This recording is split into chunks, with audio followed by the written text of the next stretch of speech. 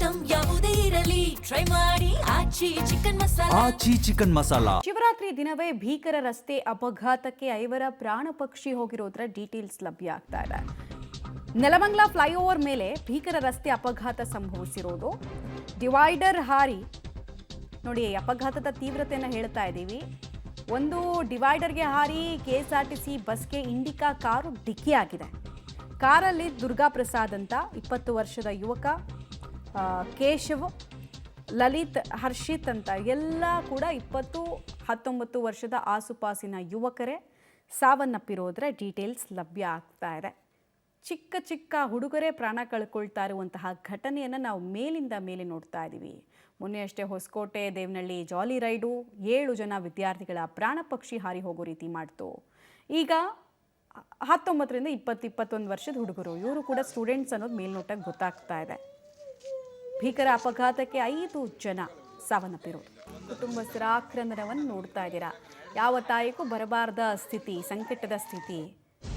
ಎದೆ ಎತ್ತರಕ್ಕೆ ಬೆಳೆದಂತಹ ಮಗ ಕೈಗೆ ಬಂದ ಅನ್ನೋಷ್ಟೊತ್ತಿಗೆ ಹಿಂಗೆ ಅಪಘಾತದಲ್ಲಿ ಸಾವನ್ನಪ್ತಾರೆ ಅಂದಾಗ ಪಾಪ ಆ ತಾಯಿಯ ಹೆತ್ತೊಡಲು ಪಡುವ ಸಂಕಟದ ಬಗ್ಗೆ ಏನು ಹೇಳೋಣ ನಾವು.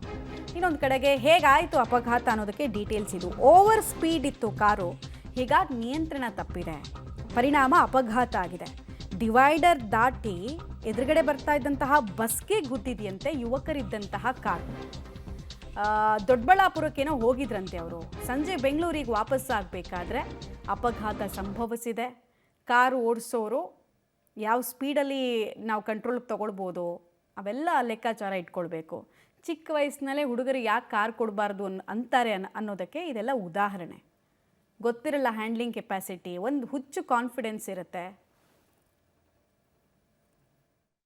ಕಳೆದ ರಾತ್ರಿ ನೆಲಮಂಗಲ ಮತ್ತು ಬೆಂಗಳೂರು ರಾಷ್ಟ್ರೀಯ ಹೆದ್ದಾರಿಯಲ್ಲಿ ಭೀಕರ ಅಪಘಾತ ಆಗಿರುವಂಥದ್ದು. ಏನಂತಂದರೆ ಇಂಡಿಕಾ ಕಾರು ಒಂದು ಕೆಎಸ್ಆರ್ಟಿಸಿ ಬಸ್ಗೆ ಡಿಕ್ಕಿ ಹೊಡೆದ ಪರಿಣಾಮ ಕಾರಿನಲ್ಲಿದ್ದ 5 ಯುವಕರು ಸಾವನ್ನಪ್ಪಿರುವಂಥ ಘಟನೆ ನಡೆದಿದೆ. ಏನಂತೇಳಿದ್ರೆ ದೊಡ್ಡಬಳ್ಳಾಪುರದ ಮೂಲದ ಯುವಕರಾಗಿರುವಂಥದ್ದು. ಈ ರಸ್ತೆಯಲ್ಲಿ ದೊಡ್ಡಬಳ್ಳಾಪುರದಿಂದ ಡಾಬಸ್ಪೇಟೆ ನೆಲಮಂಗಲ ಮಾರ್ಗವಾಗಿ ಬೆಂಗಳೂರಿಗೆ ಬರ್ತಾ ಇರ್ತಾರೆ.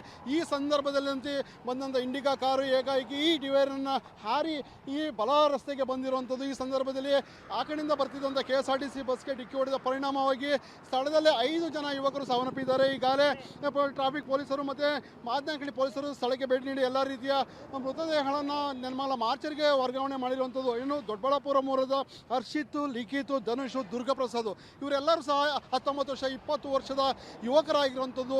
ಏನಂತ ಹೇಳಿದ್ರೆ ಮನೆಯಲ್ಲಿ ಯಾವುದೇ ರೀತಿಯ ಮಾಹಿತಿಯನ್ನು ಸಹ ಅವರು ಕೊಟ್ಟಿರಲಿಲ್ಲ. ಎಲ್ಲಿಗೆ ಹೋಗ್ತೀವಿ ಎಲ್ಲೂ ಬರ್ತೀವಿ ಅಂತಲೂ ಸಹ ಹೇಳಿರಲಿಲ್ಲ.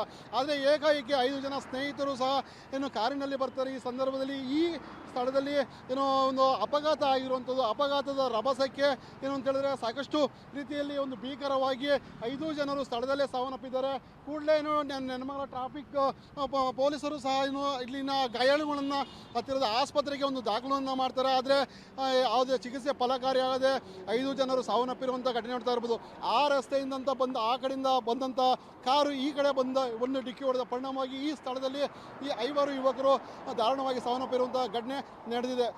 ಪಬ್ಲಿಕ್ ಟಿವಿಗಾಗಿ ಪ್ರಕಾಶ್, ನೆಲಮಂಗಲ.